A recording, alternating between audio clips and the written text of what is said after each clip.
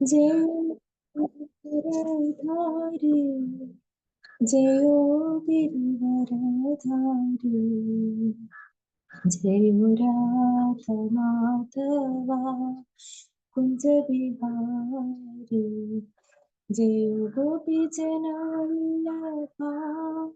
ജയോ ഗിരിവരധാരി ജയോ ഗിരിവരധാരി യശോദനന്ദന വ്രജനരഞ്ജന യശോദനന്ദന വ്രജനരഞ്ജന യമുനതീരാവനചാരി യമുനതീരാവനചാരി ജയോ രാധമാധവ കുഞ്ചവിഹാരി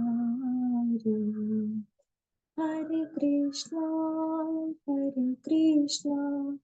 കൃഷ്ണ കൃഷ്ണ ഹരേ ഹരേ ഹരേ രാമ രാമ രാമ ഹരേ ഹരേ ഹരേ കൃഷ്ണ കൃഷ്ണ കൃഷ്ണ ഹരേ ഹരേ ഹരേ രാമ രാമ രാമ ഹരേ ഹരേ ഹരേ കൃഷ്ണ കൃഷ്ണ കൃഷ്ണ ഹരേ ഹരേ ഹരേ രാം രാം രാം ഹരേ ഹരേ ഹരേ കൃഷ്ണ കൃഷ്ണ കൃഷ്ണ ഹരേ ഹരേ ഹരേ രാം രാം രാം ഹരേ ഹരേ ഹരേ കൃഷ്ണ കൃഷ്ണ കൃഷ്ണ ഹരേ ഹരേ ഹരേ രാം രാം രാം ഹരേ ഹരേ ഹരേ കൃഷ്ണ കൃഷ്ണ കൃഷ്ണ ഹരേ ഹരേ ഹരേ രാം രാം ഹരേ ഹരേ ഗോവിന്ദ ജയ ജയ ഗോപാല ജയ ജയ രാധാരമണ ഹരി ഗോവിന്ദ ജയ ജയ ഗോവിന്ദ ജയ ജയ ഗോപാല ജയ ജയ രാധാരമണ ഹരി ഗോവിന്ദ ജയ ജയ ജയ ജയ ഗോപാല ജയ ജയ രാധാരമണ ഹരി ഗോവിന്ദ ജയ ജയ ജയ കൃഷ്ണ ബലരാം ജയ കൃഷ്ണ ബലരാം കൃഷ്ണ ബലരാം ജയ കൃഷ്ണ ബലരാം ജയ കൃഷ്ണ ബലരാം ജയ കൃഷ്ണ ബലരാം കൃഷ്ണ ബലരാം ജയ കൃഷ്ണ ബലരാം ജയ ജഗന്നാഥ ജയ ജഗന്നാഥ ബലദേവ ജയ സുഭദ്രമയ ജയ ജഗന്നാഥ ജയ ജഗന്നാഥ ബലദേവ ജയ സുഭദ്രമയ ജയ ജയ പ്രഭുപാൻ ജയ ജയ പ്രഭുപാൻ ജയ ജയ ഗുരുദേവ് ജയ ജയ ഗുരുദേവ് ഗൗര ഹരി ബോൾ ഹരി ബോൾ ഹരി ബോൾ ഗൗര ഹരി ബോൾ. ഓം നമോ ഭഗവതേ വാസുദേവായ ഓം നമോ ഭഗവതേ വാസുദേവായ ഓം നമോ ഭഗവതേ വാസുദേവായ.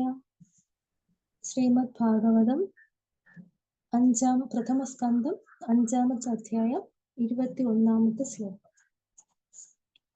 ത്വമാത്മാനാമാത്മനവേഹ്യമോഘദ്രേ പരസ്യ പുംസാഹ പരമാത്മനകലാം അജം പ്രജാതം ജഗതഃ ശിവായ തന്മഹാനുഭാവാഭ്യുദയോ അധിഗമ്യതാം. ത്വമാത്മാനാമാത്മനവേഹ്യമോഘദ്രേ പരസ്യ പുംസാഹ പരമാത്മനകലാം അജം പ്രജാതം ജഗതഃ ശിവായ മഹാനുഭാവാഭ്യുദയോ അധിഗമ്യതാം. ത്വം അങ്ങ്, ആത്മാനം അങ്ങ് സ്വ ആത്മാവിനാൽ, ആത്മാനം പരമാത്മാവ്, അവേഹി അന്വേഷിച്ചു കണ്ടെത്തുക, അമോഘദൃക് കുറ്റമറ്റ ദൃഷ്ടിയുള്ള ഒരുവൻ, പരസ്യ സർവാതിശായിയായ, പുംസ പരമദിവ്യോത്തമ പുരുഷൻ, പരമാത്മാന പരമപുരുഷന്റെ, കലാം പൂർണാംശമായ, അജം അജൽ ജന്മരഹിതൻ, പ്രജാതം ജന്മമെടുത്തു ഭൂജാതനായി, ജഗതക ലോകത്തിന്റെ, ശിവായ ക്ഷേമത്തിനായി, തൽ ആ മഹാ അനുഭാവ പരമദിവ്യോത്തമ പുരുഷനായ ശ്രീകൃഷ്ണ ഭഗവാന്റെ അഭ്യുദയ ലീലകൾ അതിഗണ്യത അതിവിപുലമായി വിശദമാക്കുക. വിവർത്തനം: അങ്ങേക്ക് പൂർണ്ണ ദൃഷ്ടിയാണുള്ളത്. ഭഗവാന്റെ പൂർണ്ണ അംശമായി അവതരിക്കയാൽ അങ്ങേക്ക് സ്വയം പരമദിവ്യോത്തമ പുരുഷനെ ഗ്രഹിക്കാൻ കഴിയുന്നു.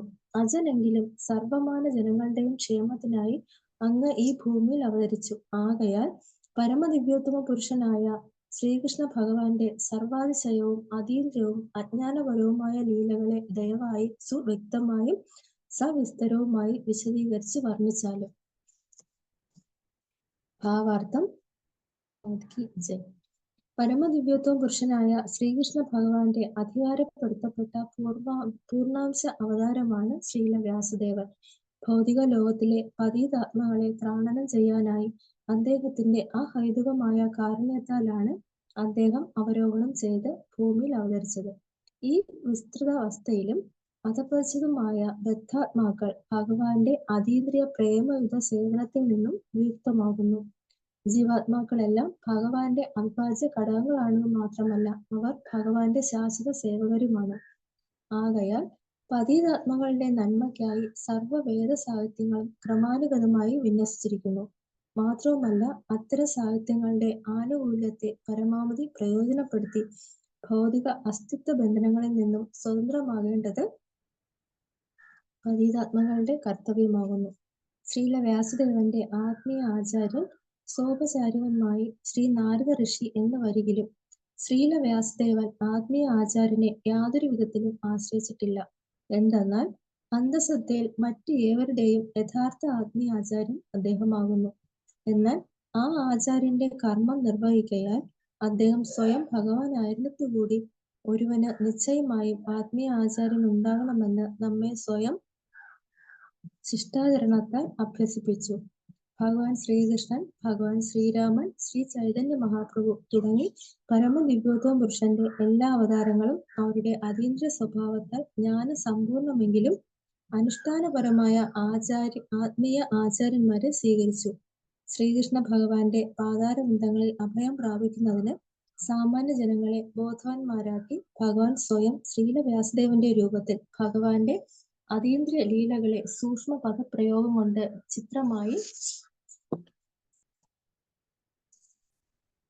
ചിത്രിതമായി വർണ്ണിച്ചിരിക്കുന്നു. ഓം അജ്ഞാനതിമിരാന്ധസ്യ ജ്ഞാനാഞ്ജനശലാകയാ ചക്ഷുരുന്മിലിതം തസ്മൈ ശ്രീ ഗുരവേ നമഃ. ശ്രീ ചൈതന്യ മനോഭീഷ്ടം സ്ഥാപിതം യേന ഭൂതലേ സ്വയം കഥാമഹ്യം കഥാന്തസ്യ വേദാന്തികം വന്ദേഹം ശ്രീഗുരു ശ്രീയുതപദകമലം ശ്രീഗുരും വൈഷ്ണവാംസ ശ്രീരൂപം സാഗരജാതം സകലവേദം ശ്രീ വൈഷ്ണവനിവാസ. നമാമോ വിഷ്ണുപാദായ കൃഷ്ണപ്രേഷ്ഠായ ഭൂതലേ ശ്രീമതി ഭക്തി വേദാന്ത സ്വാമിനി നാമിനെ.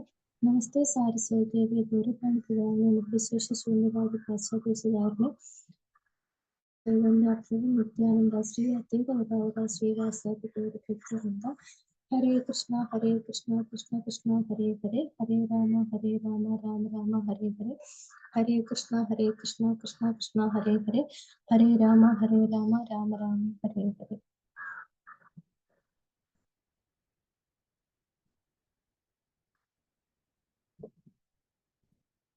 ഹരേ കൃഷ്ണ. ഇപ്പൊ ഈ കഴിഞ്ഞ അധ്യായത്തില് നമ്മൾ കണ്ടത്, അതായത് വ്യാസദേവന്റെ അതൃപ്തിയെ കുറിച്ചാണ് കഴിഞ്ഞ അധ്യായത്തിൽ നമ്മൾ കണ്ടത്. അതിനുശേഷം അതൃപ്തിയും നാരദ മുനിയുടെ ആഗമനവുമാണ് നമ്മൾ കഴിഞ്ഞ അധ്യായത്തിൽ കണ്ടത്.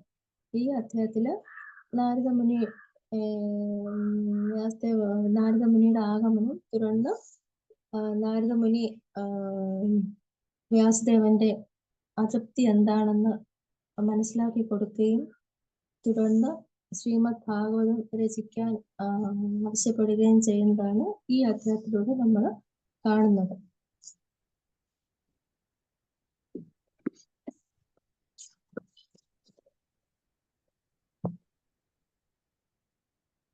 കഴിഞ്ഞ ഇതിന് മുമ്പത്തെ ശ്ലോകങ്ങളിൽ പറയുന്നുണ്ട്, മഹാഭാരതം പോലുള്ള അതായത് ഇതിഹാസങ്ങള്, പുരാണ ഇതിഹാസങ്ങള് ഭൗതിക വിഷയങ്ങൾ കൂടാതെ ഭഗവത്ഗീതയും പറയുന്നുണ്ട്. പക്ഷേ ഭൗതിക ആസ്വാദനം കൂടുതലുള്ള ആൾക്കാര്, അതായത് ഭഗവത്ഗീതയിൽ ഭഗവാനെ ശരണം പ്രാപിക്കാൻ പറയുന്നുണ്ട്. പക്ഷെ ഭൗതിക ആസ്വാദനം കൂടുതലുള്ള ആൾക്കാര് അതിലുള്ള ഈ വശങ്ങൾ കാണുന്നില്ല. കാണാതെ എന്ത് കാണുന്നു? അതിലുള്ള രാഷ്ട്രീയവും സാമ്പത്തികവുമായ കാര്യങ്ങൾ മാത്രമേ മുൻഗണന കൊടുക്കുന്നുള്ളൂ. ഭഗവത്ഗീതയില്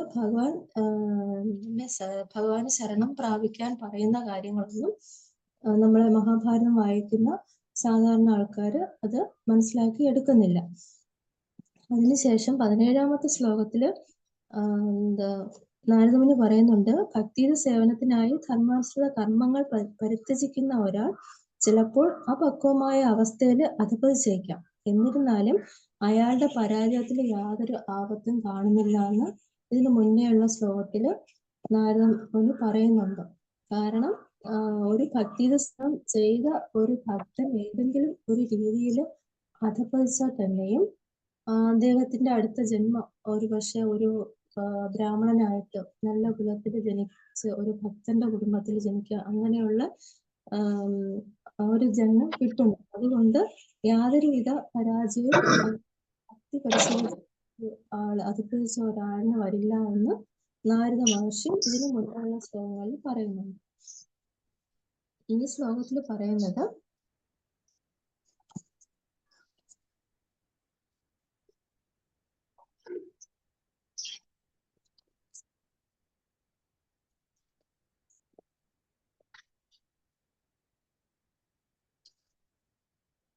അതായത് ഈ ശ്ലോകത്തിൽ പറയുന്നത് 21ാമത്തെ ശ്ലോകം, ത്വമാത്മാനം അവേക്യ മോഹദൃക് പരസ്യ പുംസാഹ പരമാത്മന കല അജം പ്രജാതം ജഗതക ശിവായത മഹാനുഭാവ അഭ്യുദയോ അതിഗണ്യത.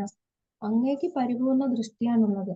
ഭഗവാന്റെ പൂർണ്ണാംശമായി അവതരിക്കയാൽ അങ്ങേക്ക് സ്വയം പരമദിവ്യോത്തമ പുരുഷനെ ഗ്രഹിക്കാൻ കഴിയുന്നു. അജനെങ്കിലും സർവമാന ജനങ്ങളുടെയും ക്ഷേമത്തിനായി അങ്ങേ ഭൂമിയിൽ അവതരിച്ചു. ആകയാൽ പരമദിവ്യോത്തമ ശ്രീകൃഷ്ണ ഭഗവാന്റെ സർവ അതിശയവും അതീന്ദ്രിയവും അജ്ഞാനപരവുമായ ലീലകളെ ദയവായി വ്യക്തമായും വിസ്തരവുമായി വിശദീകരിച്ചാലും വർണ്ണിച്ചാലും. അപ്പം പരസ്യ പുംസാഹ എന്ന് പറയുന്നത് സർവാതിശായിയായിട്ടുള്ള ഭഗവാൻ, പരമാത്മാന കലാം പരമപുരുഷന്റെ പൂർണ്ണ അംശമാണ്. പിന്നെ അജം പ്രജാതം എന്ന് പറയുമ്പോൾ ജന്മരഹിതനാണ്. ഭഗവാന് ജന്മം ഇല്ല എന്ന് പറയുന്നുണ്ട്. പിന്നെ ജഗതക ശിവായ ലോകത്തിന്റെ ക്ഷേമത്തിനായി തൻ മഹാനുഭാവ ആ പരമദിവ്യോത്തമ പുരുഷനായ ശ്രീകൃഷ്ണ ഭഗവാനെ അഭ്യുദയ അതിഗണ്യന ലീലകളെ സവിസ്തരമായിട്ട് വർണ്ണിച്ചാലും എന്ന് ഈ ശ്ലോകത്തിൽ പറയുന്നുണ്ട്. അപ്പൊ ഇവിടെ ഭഗവാന്റെ ലീലകളെ കുറിച്ച് വർണ്ണിക്കുവാനാണ് വ്യാസദേവനോട് നാരദമുനി പറയുന്നത്. അപ്പോൾ ഇവിടെ ഭാവാർത്ഥത്തില് പ്രഭുപാദ് പറയുന്നുണ്ട്, പരമദിവ്യോത്തമ പുരുഷനായ ശ്രീകൃഷ്ണ ഭഗവാന്റെ അധികാരപ്പെടുത്തപ്പെട്ട പൂർണ്ണാംശ അവതാരമാണ് ശ്രീലവ്യാസദേവൻ. വ്യാസദേവൻ ആരാണെന്നുള്ളത് എല്ലാവർക്കും അറിയാവുന്ന കാര്യം. പരാശര മുനിയുടെ ആണ് വ്യാസദേവൻ. അദ്ദേഹത്തിന്റെ റിയൽ നെയിം കാലം. പിന്നെ അപ്പോ അദ്ദേഹം വന്നിട്ട് ഭഗവാന്റെ പൂർണ്ണ അംശമായ അവതാരമാണ് എന്ന് ഇവിടെ പറയുന്നു. ഭഗവാൻ പല പല അവതാരങ്ങൾ എടുക്കുന്നുണ്ട്. ഭഗവാൻ അവതാരങ്ങളെ കുറിച്ച് പറയാറുണ്ട്. ഗുണാവതാരം, ലീലാവതാരം, പുരുഷാവതാരം, മന്വന്തരാവതാരം, യുഗാവതാരം, ഇതുപോലെയുള്ള. അപ്പോൾ ഓരോ അവതാരത്തിന് ഓരോ കാര്യങ്ങൾ പറയുന്നുണ്ട്. ഇപ്പോ ഗുണാവതാരത്തിലാണെങ്കിൽ നമ്മൾ 3 ഗുണം, അതായത് സത്വഗുണം, രജോ ഗുണം, തമോ ഗുണം, ഇതുപോലെയുള്ള രീതിയിലുള്ള അവതാരം. പിന്നെ ലീലാവതാരത്തില് ശ്രീകൃഷ്ണ അവതാരം, രാമാവതാരം, ചൈതന്യ അവതാരം, ഇതുപോലെയുള്ള അവതാരങ്ങള്. പിന്നെ അതുപോലെ യുഗാവതാരത്തിലും ചൈതന്യ മഹാപ്രഭു യുഗത്തിന്റെ ആദ്യത്തിലുള്ള അവതാരമാണ് യുഗാവതാരം എന്ന് പറയുന്നത്. ചൈതന്യ മഹാപ്രഭു യുഗാവതാരമായിട്ട് പറയുന്നുണ്ട്. ഭഗവാന്റെ ഓരോ അവതാരത്തിലും ഓരോ കാര്യങ്ങളുണ്ട്. അപ്പോൾ ഇതിലിവിടെ വ്യാസദേവൻ ഭഗവാന്റെ പൂർണ്ണാംശ അവതാരം എന്നാണ് ഇവിടെ പ്രഭുപാദ് പർപ്പട്ടിൽ പറയുന്നത്. അപ്പോൾ അത് എന്തിനാണ് വ്യാസദേവന്റെ അവതാരം?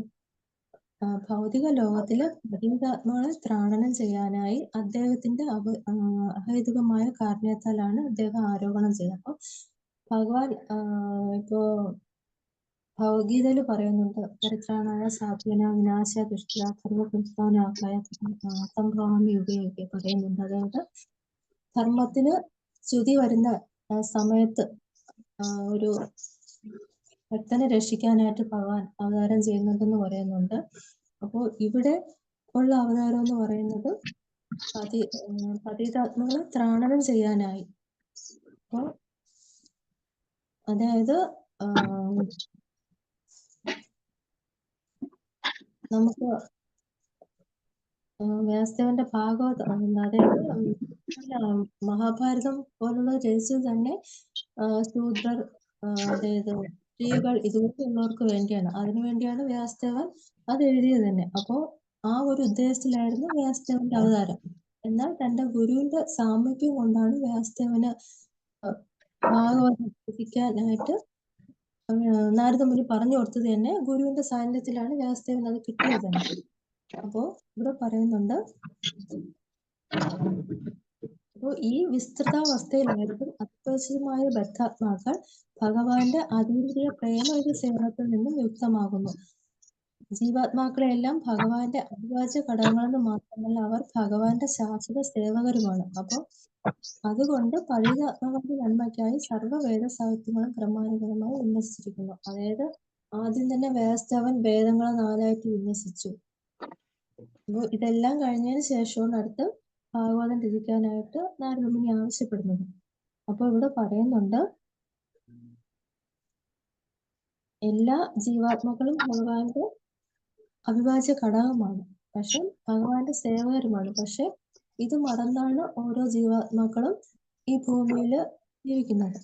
അപ്പോൾ അതിനു വേണ്ടി പതിതാത്മാക്കളുടെ നന്മയ്ക്കായി സർവ്വ വേദ സാഹിത്യങ്ങളും ക്രമാനുഗതമായി വിന്യസിച്ചിരിക്കുന്നു. മാത്രമല്ല, അത്തരം സാഹിത്യങ്ങളുടെ ആനുകൂല്യത്തെ പരമാവധി പ്രയോജനപ്പെടുത്തി ഭൗതിക അസ്തിത്വ ബന്ധനങ്ങളിൽ നിന്ന് സ്വതന്ത്രമാക്കേണ്ടത് പതിതാത്മാക്കളുടെ കർത്തവ്യമാണ്. അപ്പോൾ ഇങ്ങനെയുള്ള ജനങ്ങളുടെ പതിതാത്മാക്കളുടെ നന്മയ്ക്കായിട്ട് എല്ലാ വേദ സാഹിത്യങ്ങളെയും വിന്യസിച്ച് അത്തരം ഈ സാഹിത്യങ്ങളെ പരമാവധി പ്രയോജനപ്പെടുത്തി നമ്മളെ ഈ ഭൗതിക ബന്ധനങ്ങളിൽ നിന്നും മോചിതരാക്കേണ്ടത് പതിതാത്മാക്കളുടെ കർത്തവ്യമാണ് എന്നതിൽ പ്രഭുപാദ് പറയുന്നുണ്ട്.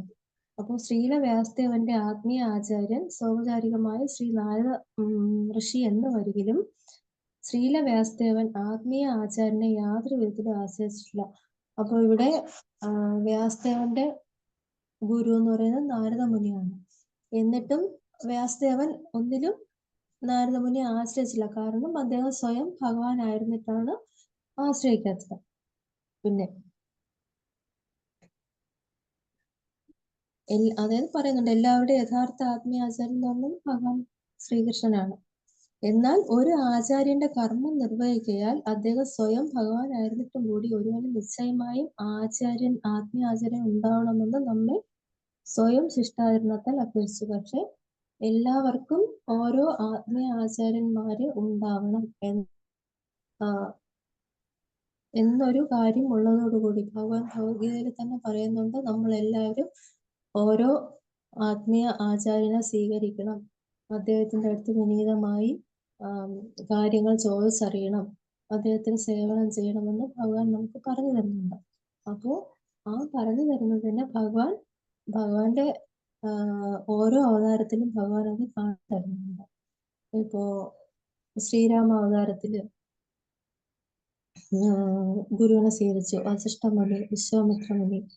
പിന്നെ ശ്രീകൃഷ്ണൻ അവതാരത്തില് സാന്ധ്യമുനി മഹർഷി. പിന്നെ ചൈതന്യ മഹാപ്രഭുവായിട്ട് വന്നപ്പോൾ ഈശ്വരപുരി. അപ്പോൾ ഈ ഇതൊക്കെ ഭഗവാൻ നമുക്ക് വേണ്ടി കാണിച്ചു തരാനായിട്ടാണ് ഭഗവാൻ ഇതിൽ ഓരോന്നിലും ഓരോ ആചാര്യന്മാരെ ഭഗവാൻ സ്വീകരിച്ചിരിക്കുന്നത്. എന്നിട്ട് ഇവിടെ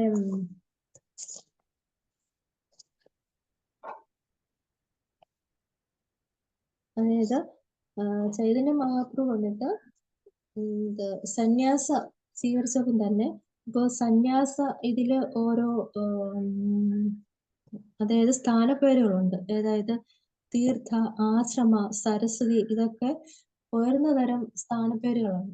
അതുപോലെ വേറെ ഉണ്ട് വന, ആരണ്യ, ഭാരതി ഇതൊക്കെ താഴ്തരം ഇതിൽ നിന്ന് വരുന്ന സന്യാസ സ്ഥാനപ്പേരുകളാണ്.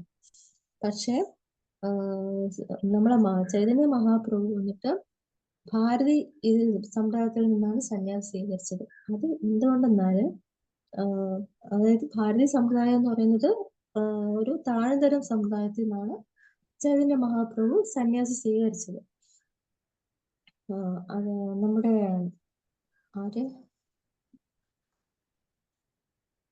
പേര് മറന്നുപോയി, മായാവത സരസ്വതി, പ്രകാശാനന്ദ സരസ്വതി വന്നിട്ട് ഉയർന്ന ഇതിൽ നിന്നാണ്, അതാണ് അദ്ദേഹത്തിന്റെ പേരിന്റെ കൂടെ സരസ്വതി. അപ്പൊ ഉയർന്ന ഇതിൽ നിന്നാണ് സന്യാസം സ്വീകരിച്ചത്. അപ്പൊ അതിൽ നിന്നും ഞാൻ താഴ്ന്നവരാണ് എന്നുള്ള രീതിയിലാണ് ചൈതന്യ മഹാപ്രഭു ആ ഒരു ഇത് അവിടെ കാണിച്ചു. കാരണം എപ്രകാരം എളിമയുള്ളവന് സൗമ്യനുമായി തീരാമെന്ന് നമ്മളെ പഠിപ്പിക്കാനായിട്ടാണ് മഹാപ്രഭു താഴ്തര സമ്പ്രദായത്തിൽ നിന്ന് സന്യാസം സ്വീകരിച്ചത്. നമ്മള് എപ്പോഴും ഒരു ആധ്യാത്മിക ജ്ഞാനത്തില് മുന്നേറിയവനാണ് ഒരു സന്യാസി എന്ന് മഹാപ്രഭു അവിടെ നമുക്ക് കാണിച്ചു തരുന്നുണ്ട്. അദ്ദേഹം അത് വ്യക്തമായി സൂചിപ്പിക്കാനായിട്ടാണ് നമ്മൾ ആ ചൈതന്യ ചരിതാമൃതത്തില് ആ ഒരു പ്രകാശാനന്ദ സരസ്വതിയായിട്ടുള്ള സംഭാഷണത്തിൽ നമുക്കത് മനസ്സിലാക്കാൻ കഴിയും. അപ്പം നമ്മൾ ഈ വേദാന്തം എന്ന് പറയുന്നത് ഒരു കുറച്ചു പേരുടെ കുത്തകയായിട്ട് കരുതുന്നുണ്ട്. പക്ഷെ യഥാർത്ഥത്തിൽ ഒരു വേദാന്തി എന്ന് പറയുമ്പോൾ ഭഗവാന്റെ ശ്രീകൃഷ്ണനെ പൂർണ്ണമായിട്ടും മനസ്സിലാക്കിയ ഒരു വ്യക്തിയായിരിക്കും യഥാർത്ഥ വേദാന്തി. അപ്പോൾ ഇവിടെ ഭഗവത്ഗീതയിലെ ഭഗവാൻ 15-ാം അധ്യായത്തിൽ 15-ാമത്തെ ശ്ലോകത്തിൽ പറയുന്നുണ്ട്, വേദേച്ച സർവേരഹ മേഘവേദ്യോ, ആ ഒരു ശ്ലോകത്തിൽ പറയുന്നുണ്ട് എല്ലാ വേദങ്ങളിലും അറിയേണ്ടത് എന്നിലാണ് എന്ന് ഭഗവാൻ അവിടെ പറയുന്നുണ്ട്. അപ്പോ ഇതുപോലെ അപ്പൊ ഇതെല്ലാം ഭഗവാന്റെ ഓരോ അവതാരങ്ങളും നമുക്ക് മാതൃകയാണ്, ഒരു ഗുരുവിനെ സ്വീകരിച്ച് നമുക്ക് മാതൃക കാണിച്ചു തരികയാണ്.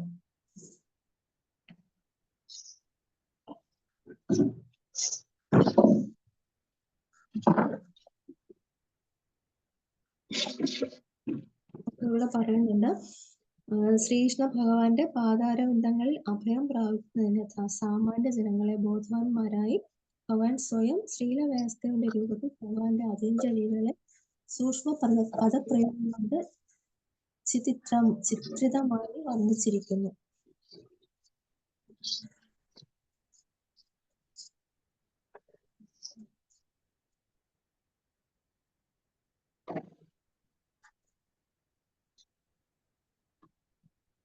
അപ്പോ ഓരോ ബദ്ധാത്മാക്കളെയും ഭഗവാന്റെ പാദങ്ങളിൽ അഭയം പ്രാപിക്കുന്നതിന് വേണ്ടിയാണ് ശ്രീല വ്യാസദേവന്റെ അവതാരം.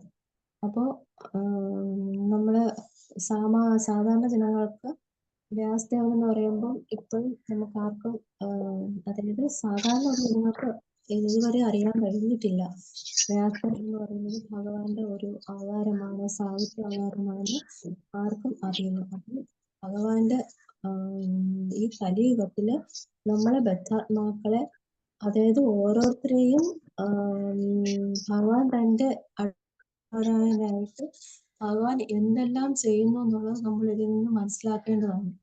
ഭഗവാൻ പലതരത്തിലുള്ള ലീലകളിലൂടെ നമ്മളെ അടുത്തേക്ക് ഭഗവാൻ ആകർഷിപ്പിക്കുന്നു. പിന്നെ അതിലും അപ്പോ എന്നിട്ടും അതിൽ പോലും പല ആൾക്കാർക്കും മനസ്സിലാകാൻ പറ്റാതെ വന്നത് ഭഗവാൻ സാഹിത്യരൂപേണ അവതാരം വെച്ചു. അപ്പോ അതും സാധാരണ മഹാഭാരതം പോലെയുള്ള ഇതിൽ നിന്നും സാധാരണ ജനങ്ങൾക്ക് കൊണ്ടുവരാൻ വേണ്ടിയാണ് അല്ല നമ്മുടെ ഭാഗവതം രചിക്കാനായിട്ട് ഇവിടെ പറയുന്നത്. അപ്പോ ഇവിടെ ഭഗവാന്റെ ഓരോ അവതാരം ഇവിടെ അവതാരത്തിലും ഓരോ ലക്ഷ്യമുണ്ട് എന്നതാണ് ഈ ശ്ലോകത്തില് നമ്മൾ മനസ്സിലാക്കാൻ പറ്റുന്നത്.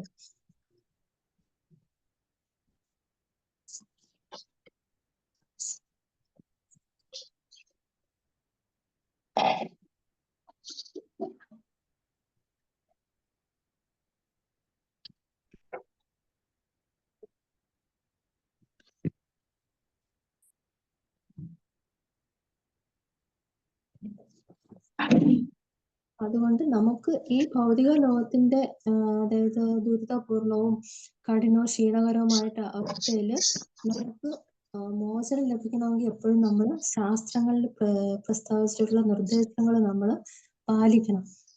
പക്ഷെ നമ്മൾ എന്ത് ചെയ്യുന്നു, നമ്മൾ മന്ദബുദ്ധികളായതുകൊണ്ട് നമുക്ക് എപ്പോഴും നമുക്ക് ഈ ജീവിതത്തില് ദുരിതാവസ്ഥ എന്തെന്ന് നമുക്ക് മനസ്സിലാക്കാൻ കഴിയുന്നില്ല. അപ്പോ അതേസമയം മൃഗങ്ങൾക്കും ഇത് മനസ്സിലാക്കാൻ കഴിയുന്നില്ല. പക്ഷെ നമുക്ക് അത് മനസ്സിലാക്കാൻ സാധ്യതയുണ്ട്. എന്തെന്നാ, നമുക്കിപ്പോ ഒരു കഷ്ടപ്പാട് വരുമ്പോൾ നമ്മൾ ചിന്തിക്കാറുണ്ട്, നമുക്ക് ഇതിൽ നിന്നും കരകയറാൻ എന്താണ് മാർഗം എന്ന് നമ്മൾ ചിന്തിക്കാറുണ്ട്. അപ്പോൾ എനിക്ക് എങ്ങനെ ഇതിൽ നിന്നും മോചനം ലഭിക്കാം എന്ന് ചിന്തിക്കുന്ന ഒരാളാണ് അതാണ് ഒരു ശരിയായിട്ടുള്ള ബുദ്ധിശക്തി എന്നാണ് ശാസ്ത്രങ്ങളിൽ പറയുന്നത്. അപ്പോൾ അങ്ങനെ ചിന്തിക്കുന്ന ഒരാളിന് മാത്രമേ നമുക്ക് ആത്മീയതയിലോട്ട് വരാൻ കഴിയും. നമുക്ക് എല്ലാവർക്കും മനസ്സിലാക്കാൻ കഴിയും. നമുക്ക് ജീവിതത്തിലും അതായിരിക്കാം ചിലപ്പോൾ കൃഷ്ണബോധത്തിലോട്ട് വരാനൊരു അവസരം കിട്ടിയതെന്ന് തോന്നുന്നു. കാരണം പലർക്കും ഓരോ അനുഭവങ്ങൾ ഉണ്ടാവുമ്പോൾ എനിക്ക് എന്തുകൊണ്ടാണ് വരാൻ കഴിഞ്ഞത്, എന്ത് ചെയ്താൽ ഇതിൽ നിന്നും മുക്തയാവാൻ പറ്റും എന്നൊക്കെ ചിന്തിക്കുന്നതിലൂടെ ആയിരിക്കാം പലരും കൃഷ്ണാബോധത്തിൽ വരുന്നത്. അപ്പോൾ അങ്ങനെ ഒരു ചിന്ത വേണം എന്നാണ് പ്രഭുപാദ് ഇവിടെ പലയിടത്തും പറയുന്നുണ്ട്. ഞാൻ ആരാണ്, എന്തുകൊണ്ട് എനിക്ക് ഈ അവസ്ഥ വന്നു, എങ്ങനെ ഇതിൽ നിന്നും കരകയറാം. അപ്പോൾ ഇതുപോലെയുള്ള ചിന്തകൾ, അപ്പോൾ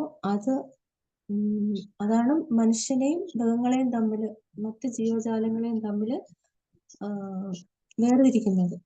അപ്പോൾ ആ ഒരു ചിന്ത വരുന്ന ഓരോ ജീവാത്മാക്കൾക്കും നമുക്ക് ഇതിലോട്ട് വരാൻ കഴിയും. അത് ഒരു പക്ഷേ ഗുരുവിന്റെ കൃപ കൊണ്ടാവാം, കഴിഞ്ഞ ജന്മത്തിൽ ചെയ്യുന്ന എന്തെങ്കിലും പുണ്യം കൊണ്ടാവാം, വളരെ പെട്ടെന്ന് ഇതിലോട്ട് വരാൻ പറ്റും. പക്ഷെ ഒരുപാട് പാവം ചെയ്തവർക്കും ഒക്കെ പലതവണ നമുക്ക് പറഞ്ഞ് മനസ്സിലാക്കി കൊടുത്താലും ചിലപ്പം പലർക്കും ഇതിലോട്ട് വരാൻ കഴിയില്ല.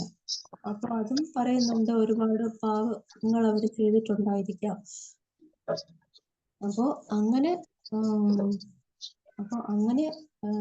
ഉള്ളവർക്ക് വേണ്ടി നമുക്ക് ഇതുപോലെയുള്ള ഇതുപോലെയുള്ള സാഹിത്യ രൂപേണ നമുക്ക് പലതും പറഞ്ഞു കൊടുത്തിട്ട് ഭഗവാന്റെ ലീലകളെ കുറിച്ച് പറഞ്ഞു ഒക്കെ നമുക്ക് ഇതിലോട്ട് കൊണ്ടുവരാൻ ശ്രമിക്കാൻ കഴിയും. അതിനുള്ള ഒരു പോരായ്മ നമ്മൾ ശാസ്ത്രത്തിൽ പറയുന്ന നിർദ്ദേശങ്ങൾ പാലിച്ചു പോകണം. അത് ഒരു പോരായ്മയാണ്. അതാണ് ഈ ശ്ലോകത്തിലെ പറയുന്നത്. ഭഗവാന്റെ അതിന്റെ അജ്ഞാനപരമായ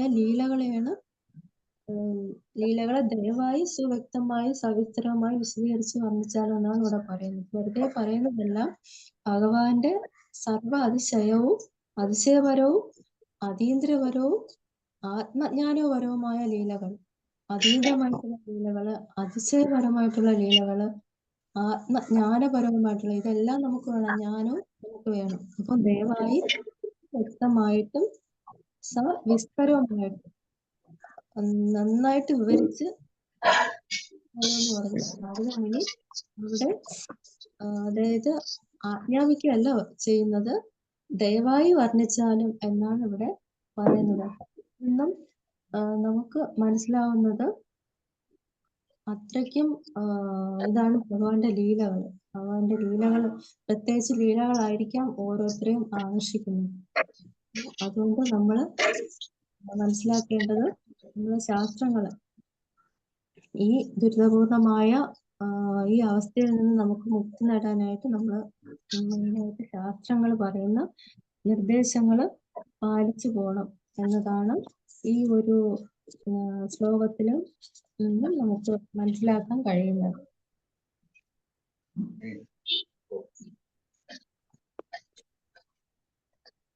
ഹരേ കൃഷ്ണ.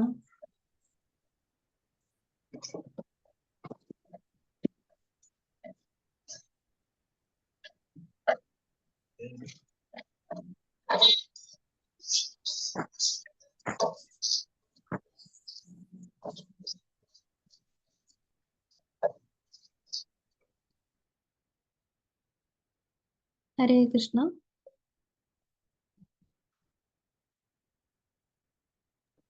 മാജി തുടങ്ങിക്കോ മാജി, മ്യൂട്ട് ചെയ്തിട്ടുണ്ട്, ഞാൻ മ്യൂട്ട് ചെയ്തു. ഹരേ കൃഷ്ണ.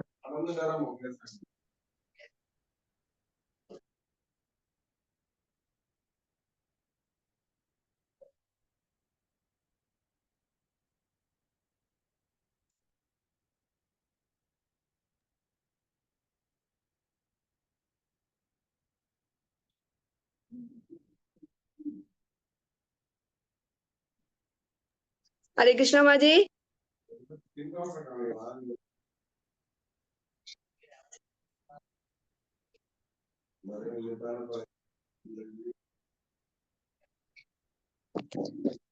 മാതാജി നിർത്തിയോ? ഹരേ കൃഷ്ണ.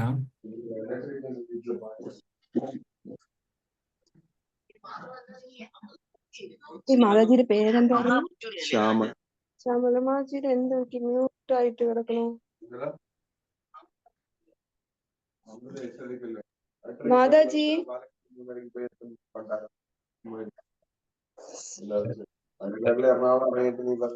ഹരേ കൃഷ്ണ.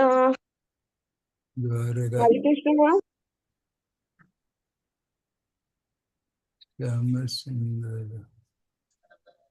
ഹരേ കൃഷ്ണ. ഒന്നും കേൾക്കുന്നില്ലല്ലോ. ഹരേ കൃഷ്ണ. മാതാജി ഇപ്പഴാ കേൾക്കാൻ പറ്റുന്ന മാജി? ഇത്രയും സമയം കേട്ടില്ലേ മാതാജി? ഇല്ല മാജി. അതായത് മാജി ആ കുറച്ച് സമയം ഒന്ന് ഹരേ കൃഷ്ണ പറഞ്ഞൊന്ന് സ്റ്റക്ക് ആയില്ലേ, പിന്നെ ഒന്നും കേൾക്കാൻ പറ്റുന്നില്ലായിരുന്നു മാജി. കുറച്ചൊരു ഡിസ്റ്റർബൻസ് വന്നു കഴിഞ്ഞില്ലായിരുന്നു. അത് കഴിഞ്ഞിട്ട് പിന്നെ മാജിയുടെ ഒന്നും കേൾക്കാൻ പറ്റുന്നില്ലായിരുന്നു.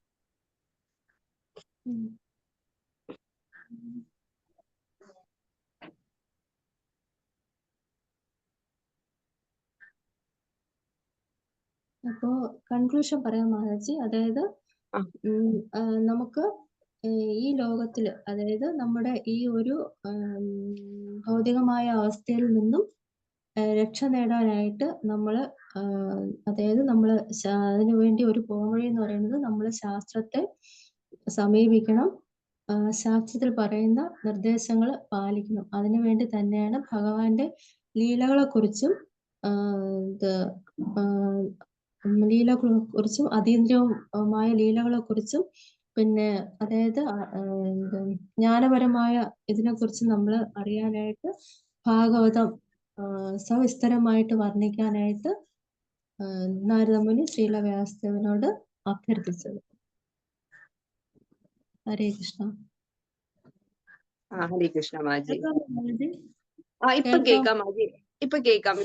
ഞാൻ കാര്യം മാതാജിയുടെ പേര് എനിക്ക് സിന്ധു മാതാജി ആണല്ലോ കൂടുതൽ അറിയാന്നുള്ളൂ. അപ്പൊ ഞാൻ വിചാരിച്ചു ഞാനിനി മാതാജിയാണോ മ്യൂട്ട് ചെയ്തേന്ന് വെച്ചിട്ടേ ആകെ കൺഫ്യൂഷൻ ആയിപ്പോയി. ഇടയ്ക്ക് ഒന്ന് സ്റ്റക്ക് ആയിപ്പോയി മാജി. ഹരേ കൃഷ്ണ. ഹരേ കൃഷ്ണ മാതാജി. ഹരേ കൃഷ്ണ. പ്രഭുസാൻ മാതാജി എന്തെങ്കിലും പോയിന്റ്സ് ആഡ് ചെയ്യാനോ ഡൗട്ട് ഉണ്ടെങ്കിലോ ചോദിക്കാവോ? ഹരേ കൃഷ്ണ.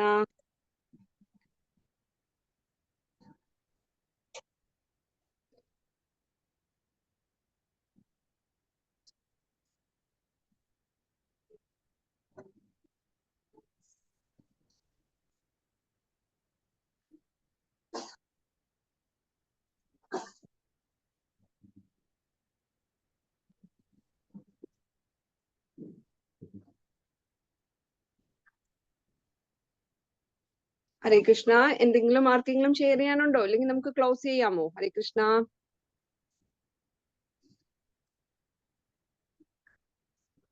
ക്ലോസ് ചെയ്യാം മാജി നമുക്ക്. ശരി മാതാജി. ഓക്കെ ഹരേ മാതാജി. കൃഷ്ണ. ഹരേ കൃഷ്ണ. വാഞ്ചാകൽപാതരുഭ്യശ്ച കൃപാസിന്ധുഭ്യ ഏവ ച പതിതാനാം പാവനേഭ്യോ വൈഷ്ണവേഭ്യോ നമോ നമഃ. കൃഷ്ണാനന്ദ കൂടി വൈഷ്ണവവൃന്ദ കീ ജയ്. ഓക്കെ മാതാജി. ഹരേ കൃഷ്ണ. താങ്ക് യു മാതാജി. ഹരി ബോൾ. ഹരേ കൃഷ്ണ.